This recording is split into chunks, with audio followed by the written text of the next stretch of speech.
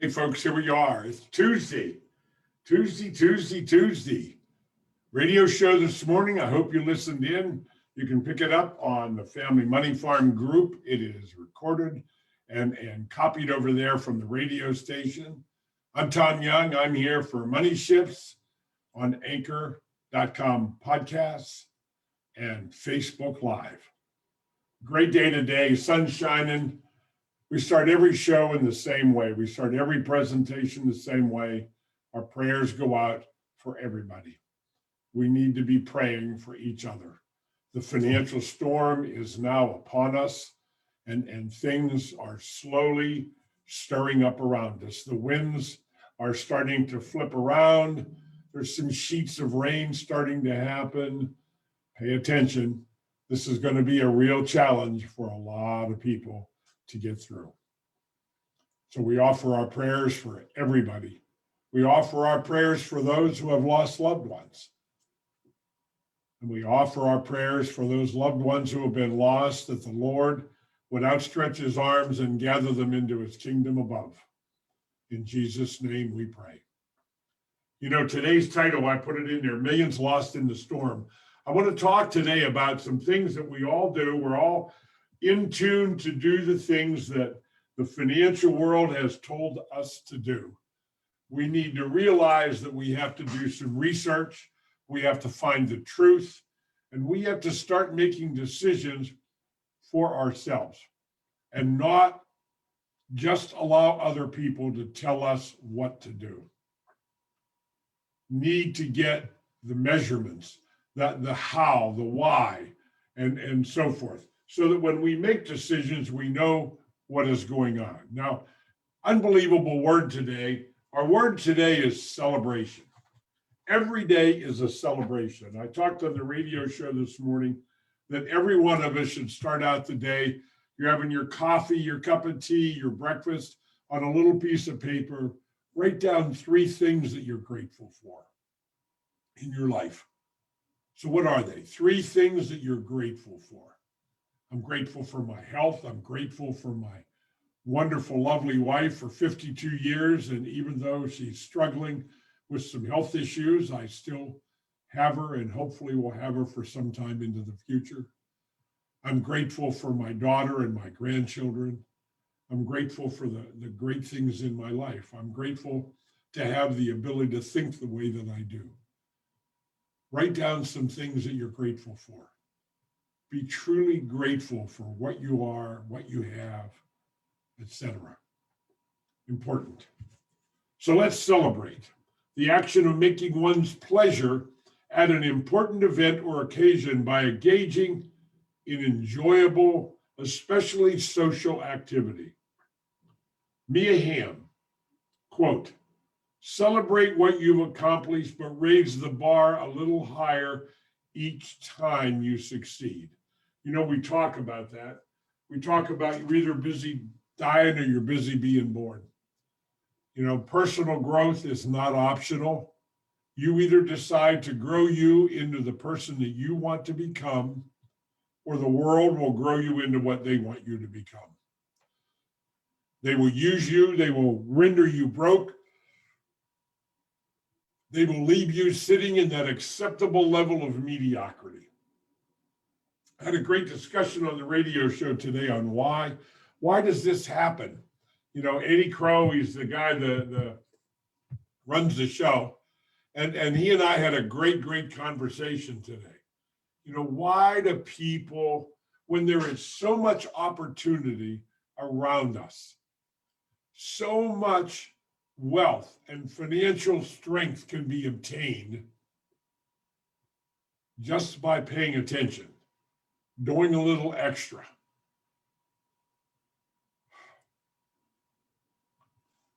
I wish I had a magic wand, you know, Harry Potter wand, there it is. And I could reach out and open your mind. You know, I talked this morning about a story that I was involved in many years ago. My first business, Tom's Auto Body, had it for about 3 years. And I don't know, it just, the magic got lost somehow, some way. Somebody walked in the door one day and offered to buy the business. So I made a decision and sold the business.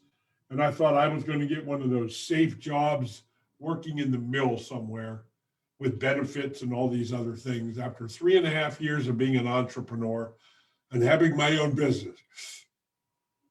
So we sold everything. I put some money in the bank, and I was just, I was not going back to work on automobiles again. I was burned out, whatever, and I just didn't see that as a direction. So I went and applied at some places. Months went by again, and all of a sudden the money was all gone because of my pride and my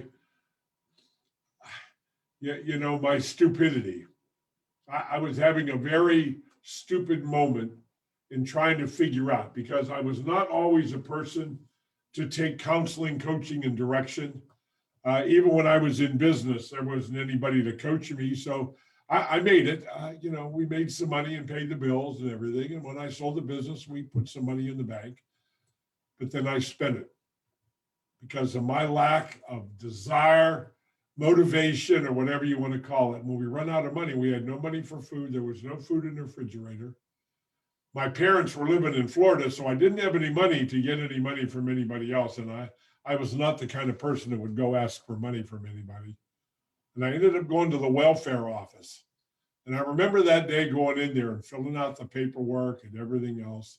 And it was life-saving because they gave me $72 that day. But on the way home, all I thought about was, why was I there? Why had I found myself there? And it was because I was running away from reality. I had gotten lost, and I had lost my way. And the day that I felt like coming out of that office with that $72 of food stamps, and I went home to my wife and I told my wife, I says, I will not do that again. I will not do that again. And the next day I went to the Beglin Ford, and they hired me immediately because of my ability that they knew I had. And so I went to work the next day, but I had, because of my unthinking, my stubbornness, what I had saved up and what we had made on the sale of the garage and the wrecker that I had built and some things, I blew all the money. Those are not smart decisions. And I didn't make a lot of smart decisions in the beginning. So I went through some very, very hard times. And I just hope and pray that the experiences that I've had in my life, somehow, some way, can help you find the right decisions to make, to move forward, to get on with it, and where you're going. Let me wrap up today. We're talking about financial things, and we were talking about, the financial world and the lies that it imposes on us. And we talked about white lies and black lies. Black lies are not good. White lies, well, maybe you say something to somebody so that you don't hurt their feelings, or for whatever reason that you do that. So I just, the white lies of the financial institutions, the magic of compound interest. Well, what's that? If I leave my money in a position that compounds at interest for a long period of time, I have to pay tax every year on the interest I earn. And every tax dollar that I pay, I lose the interest that dollar would have earned. So I've already shared the numbers. Over a period of 25 or 30 years, you actually end up losing more money than you end up with. Same thing with a 401k. I talked this morning on the radio show about a 401k. And don't get me wrong, I'm not saying any of these things are bad. I'm just saying if that's all you're doing, then you're going to have the biggest losses of all, because of losing the purchasing power of the money, and ultimately the taxes have to be paid. And our taxes in the future are going to be higher, the same, or lower than they are today. What's your opinion? $28+ trillion of debt, 224,000 per person in America in money that's owed. The unfunded liabilities over 150 trillion. It's over 1.1 million, 1.2 million per person per taxpayer. Last year, the government paid out $5 trillion in interest payments on the debt, and they took in 3.4 trillion. And they think raising taxes is going to raise more money. I can absolutely prove to you that the perfect tax, the tax that gives you and I the most money and the government the most money, is somewhere around 10 or 12% flat tax. That is mathematically provable. But yet the idiots in Washington and politicians, they can't see the hand in front of their face because they're so busy doing things for constituents back home to buy votes with that aren't the right thing to do. They're not in everybody's best interest. Let me wrap up today with a quote. We're still talking about Martin Luther King. And here's a couple more of his quotes. War is a poor chisel to carve out tomorrow. We must learn to live together as brothers or perish together as fools.